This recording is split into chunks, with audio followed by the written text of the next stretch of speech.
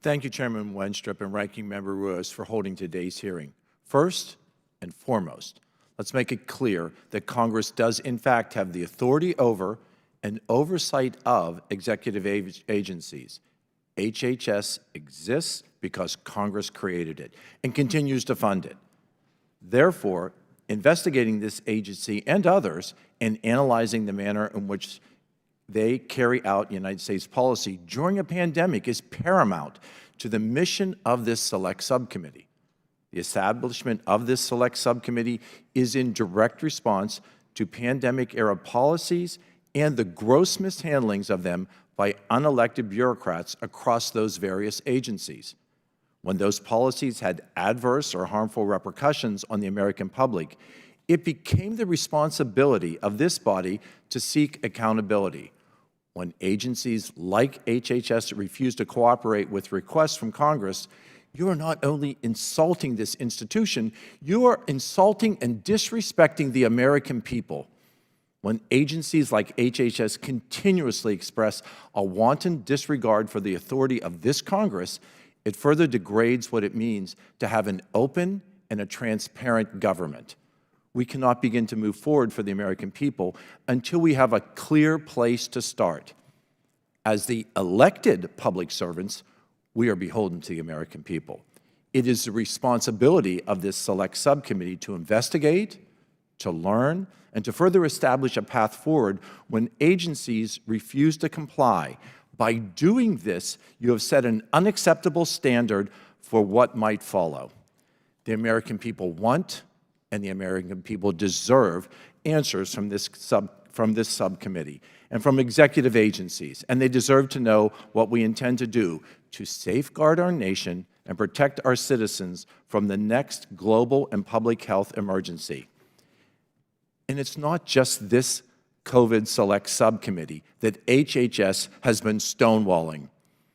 I have the unique obligation and responsibility of serving on this Select Subcommittee, but I also serve on the Committee of Energy and Commerce. Both this Select Subcommittee on the origins of COVID and Energy and Commerce have been ignored repeatedly by requests to HHS. The American people want that transparency. So my questions are going to be straightforward and very simple. Assistant Secretary Egorin, yes or no? Do you believe that the Department of Health and Human Services is immune to any requests for information by this conference? Congressman, we have shown a good faith accommodation to work with this subcommittee and the Committee on Energy and Commerce. A simple yes or no. Do you feel that we have the answers to the requests for information that for the last 13 months we have been reaching out to you? Yes or no? Have those been provided? Congressman, we have provided documents to all of the requests. We, on this side, don't see that responsiveness. We have repeated requests, we have repeated outstanding questions, and we look forward to a productive relationship. But to date, we have not seen that. Assistant Secretary Egorin, are you aware that congressional oversight is backed by the full force of the U.S. Constitution? Congressman, I am aware of— Thank you. I'll take that to be a yes. On August 1st, 2023, we sent the Department a letter concerning the development and implementation of vaccination policies and mandates. However, this select subcommittee received no responsive documents after sending this letter. No response. And yet you told me that you have been responsive.